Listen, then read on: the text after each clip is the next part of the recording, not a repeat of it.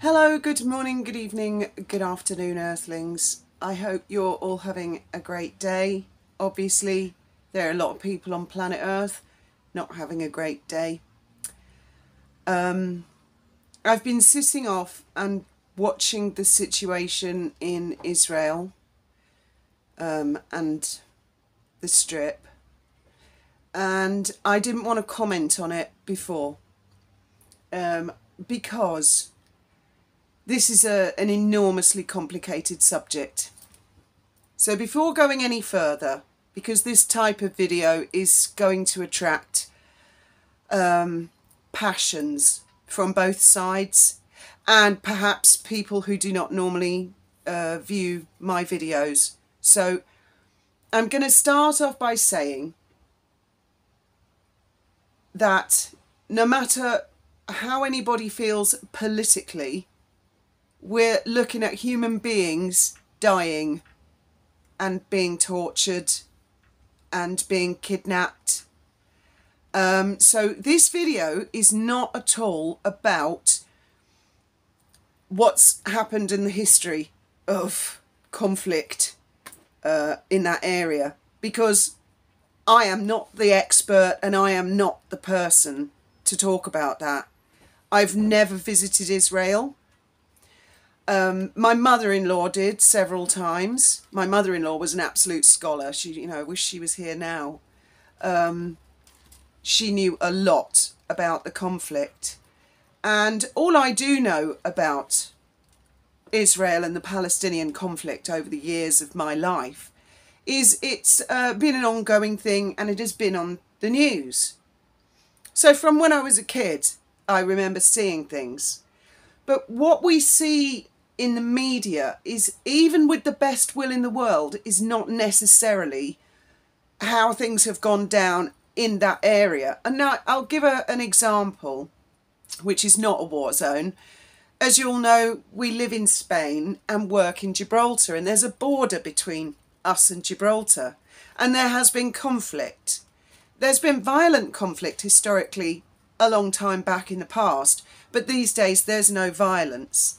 But things flare up politically once in a while, as a lot of you who watch me regularly know. We have a queue and we all get punished and stuff.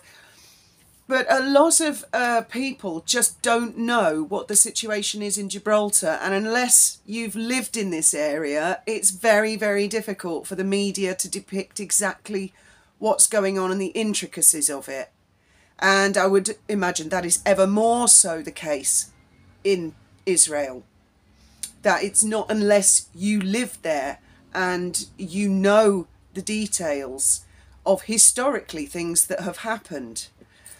So of course, Graham and I watched in horror the music concert, the music festival, and I see buildings collapsing, blocks of flats. I mean, I don't know which side of the border it was I was looking at, but it looked like could have been Ocean Village in Gibraltar. And I just thought about people inside that building. And it's horrific. The whole situation is horrific. So this video is really about how the world is seeing what's unfolding at the moment. If anybody comes along who's not a regular, because I know none of you guys who are regularly on here would do this, but if anybody comes along and says anything anti-Semitic or celebrates the death of anybody, you will be deleted and blocked, because this is not the place, this is not the video for this. What I can offer is how I have seen things and the way they have been depicted in the media historically, from when I was little, all the way through the years. So that's what I'm talking about in this video. I'm talking about my visuals of media of the Middle East. Okay, I am not talking about the actual war, conflict, kidnappings, murder, torture, etc. I'm talking about how this looks to me. Now, traditionally, whenever I have seen things going down in Israel, you know, suicide bombers and stuff like that, it has appeared to me as if there's a common phrase that normally crops up from other states, other countries, and the United Nations and presidents of America, depending, you know, different presidents have different takes on it, slight variations. Generally speaking, America is supportive of the state of Israel. What I've seen happen in the past is, like, the whatever movement, Hamas or whatever historical movement before that, they go into Israel, they've done an act of terror, and then the international community, let's use that sort of umbrella, have said in the media, Israel is not allowed to retaliate because it will make them look bad to the international community. That I've heard that over and over and over again. This is different. This is the first time that I've really heard international voices say retaliate, or perhaps retaliate's not the right word. The sympathy has very much been with Israel. I know there are worrying protests in London, Sydney, America. That's quite scary that this is being brought, it's being turned into a global conflict. And it's a hugely complicated issue. One of the reasons that I wear this Magen David, Star of David, I'm not Jewish, but one of the reasons that I started to wear it was in 2005. And I discovered Facebook, which I thought, this looks like a tax return or a police confession. I just didn't like the colour, the way the whole thing is. You've got to give your real name, date of birth, and then you have to make friends with all your known associates and advertise them to all the world. So I was never keen on Facebook from dot, but I thought I'd give it a try. And that was where I started, really shockingly, to see anti-Semitism on the rise again, which shocked the shit out of me, because I was born in 1970, and from when I was little, my parents and grandparents really talked about little else than the Second World War. There were drama documentaries on the telly all the time about the Second World War. That every minute, every day, they seemed to be celebrating, oh, the oldest soldier from the First World War just died, or the oldest soldier from the Second World War, or it's Winston Churchill anniversary of this, and it's an anniversary of that. I mean, they really, really, really. In fact, I think I've mentioned it before, my mum had to ask my grandparents to just ease up on the subject and stop talking about it, because I actually misunderstood, and I thought that the Nazis was still a thing. And I was about 3, I couldn't distinguish the difference between the Daleks on Doctor Who and the Nazis, and I was under the impression the Nazis were going to storm into our house and kill the whole family. And my mum sort of said to the grandparents, can you just give it a rest at Christmas and family gatherings, because you're scaring her. And my mother told me that when she was little, she used to go to bed terrified because her parents, well, her aunt and her mum, were listening to the wireless and the latest developments in the World War II. And my father was fascinated by the Second World War because he was evacuated. His mother and he moved to Worcester. My mother, no. My mother stayed in Brighton, and they were bombed to shit. Their house was bombed to shit. So then, of course, the Holocaust and everything like that. A lot of people talked about the Holocaust. All of my upbringing, all of my teenage years, it was a constant. It was there in the background all of the time. And my grandparents used to say to me, the reason we talk about it is we must never let this happen again. And I just used to think, oh, shut up about it. You just go on and on and on. So for me to reach the age of 35 and see young kids on Facebook saying the Holocaust never happened, that Hitler was actually He was a nice guy. Well, I just thought, what the fuck? Pardon my French.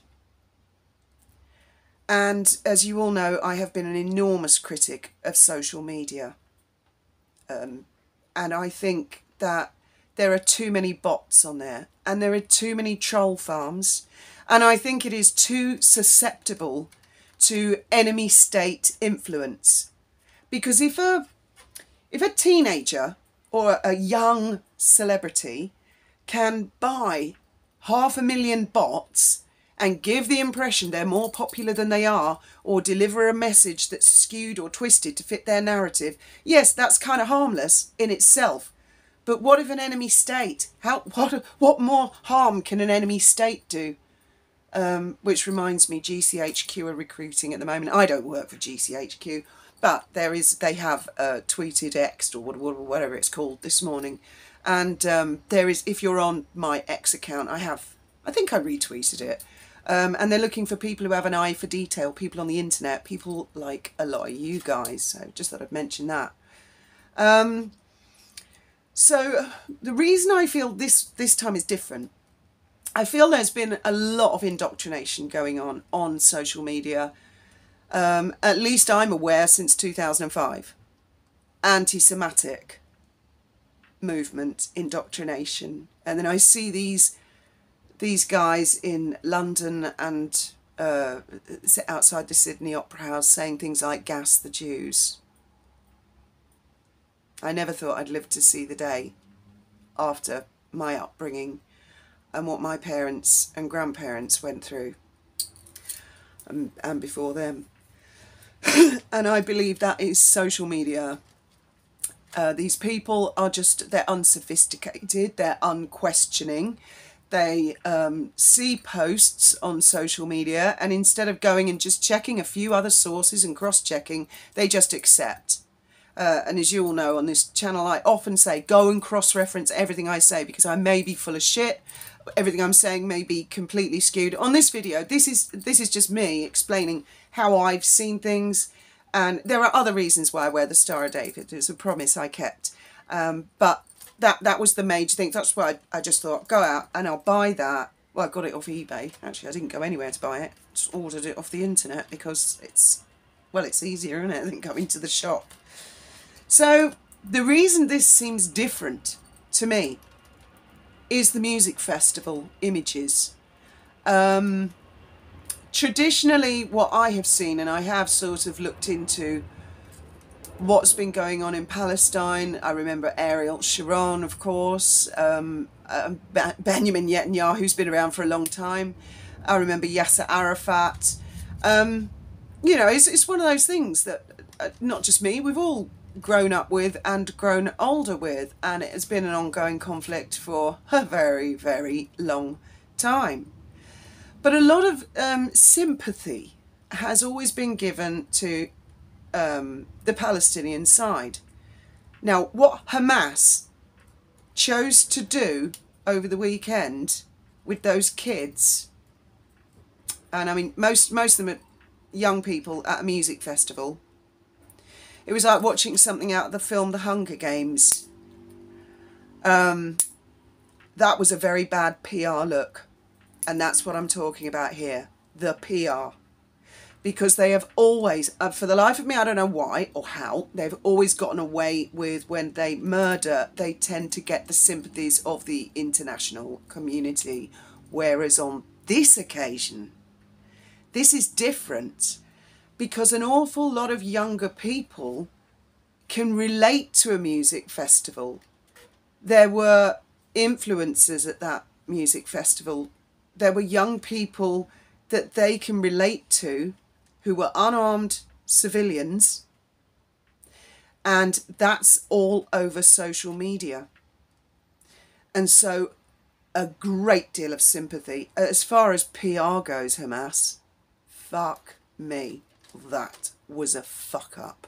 I'm not diminishing people's lives on either side of the border. What I'm saying is they might have gotten away with that 20 years ago, but to do that now it's looking at it through a different lens, shall we say, to use one of these catchphrases. And Graham and I were watching Channel 4 News, who traditionally have been sympathetic with Palestine. And I think they still are, and Hamas. I think they still are, because we watched this lady. I can't remember what her name is. You guys might know. She's got blonde curly hair, quite short blonde curly hair. And she interviewed a lady called Fleur Hassan Naum. Now Fleur, Graham and I were listening to her. She is the Deputy Mayor of Jerusalem. And I thought, I recognise that accent. And Graham said, is she Gibraltarian? And I said, she certainly sounds Gibraltarian, but perhaps, because we get a lot of Israelis in Gibraltar, I said, perhaps the Israeli accent, some Israeli accents sound Gibraltarian, but yeah. So we Googled her, and yes, she's one of the Hassans. She is Gibraltarian. She's been living in Israel, I think in Jerusalem for, I don't know, about 10, 20 years, something like that. She's the daughter of Sir Joshua Abraham Hassan. The Hassan family on the Rock are big. They're a big thing. And she was really articulate. She's a barrister, as a lot of them are in the Hassan family. And this lady at Channel 4 was like really browbeating her and sort of the evil state of Israel and stuff. And Fleur was not having any of it at all. And she came back, bang, bang, bang. And she kind of made mincemeat of this Channel 4 news presenter. And I thought, well, good, you stood your ground there, girl. And then the news went to interview a guy from, I don't know if he's from Hamas but the Palestinian side. And again, forgive me, I can't remember his name. And instead of him just allowing her to interview him, he immediately attacked her and said, you let the Deputy Mayor of Jerusalem off the hook. And he spoke to her like she was dog shit because she was a woman. He spoke to her like dog shit because he felt she hadn't been rude enough to Fleur. And this lady at Channel 4, I could see, was really shocked, felt quite defensive, and thought, whoa, our news organisation supports your side, generally speaking. Why are you having a go at me? And I came away from it as a viewer, from a PR point of view, and I just thought, you fucking twat. I'm double against you now. You're going round talk to people like that, like they're dog shit. So Hamas are hugely unsophisticated as far as public relations and getting their message out. Let's put it that way.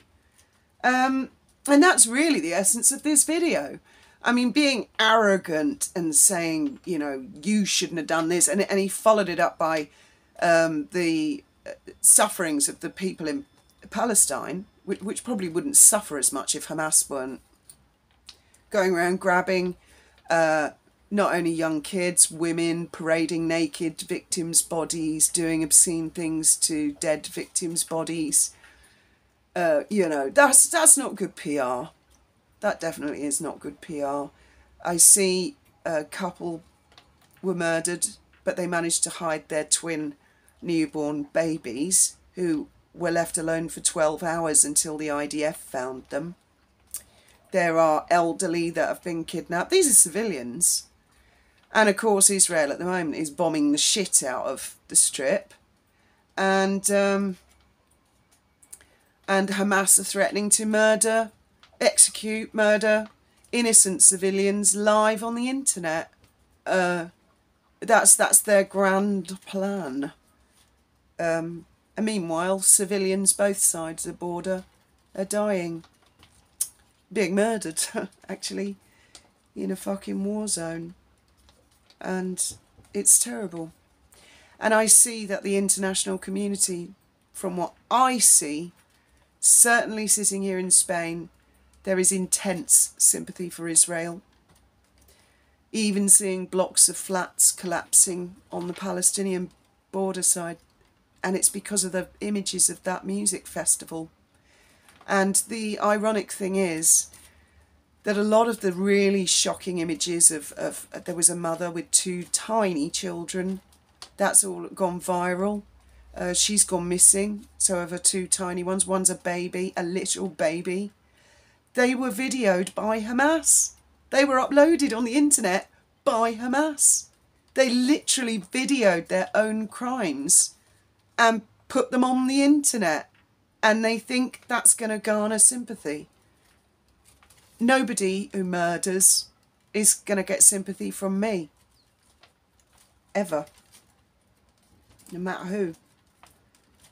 Certainly not unarmed civilians.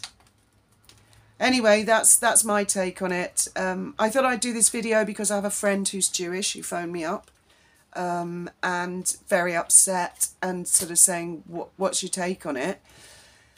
And so I thought I would explain, and this is all purely about a PR point of view of what images are being shown here on Spanish News, which is very graphic, I've got to tell you.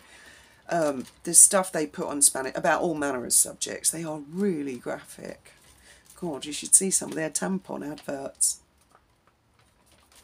But yeah, when they go into war zones, they show everything here on Spain. I mean everything, and then some. So there's certainly, from where I'm sitting, if we're looking at a PR war, which is different to bombs and guns, a PR war, Hamas are most definitely on the losing side. I would imagine, and this is only a guess, that a lot of the people who are taking to the streets in other countries in sympathy, or certain political parties who seem to sympathise with murdering, kidnapping and killing innocent women, children, elderly, they are being influenced by what they think is social media, the social media influence, and they may well be reading supportive comments from entities that are not human. They're actually robots being paid for by an enemy state somewhere or other. So people like Sir Keir Starmer might think, because, you know, they gave up on the polls years ago, let's just go with Facebook, put it out there and see how many likes we get. And he may well be being tricked into believing, oh, this is very popular, this is really popular. And it's actually 500,000, 2 million, 3 million bots being paid by, oh, I don't know, some other enemy state. So, but then he will find out when the public go to the polls. He will find out either to his gain or his cost. Apart from that, thank you very much for listening. I may be doing another video later today. We're off to clean the house again later. Look forward to hearing your thoughts and opinions. Thank you very much for listening.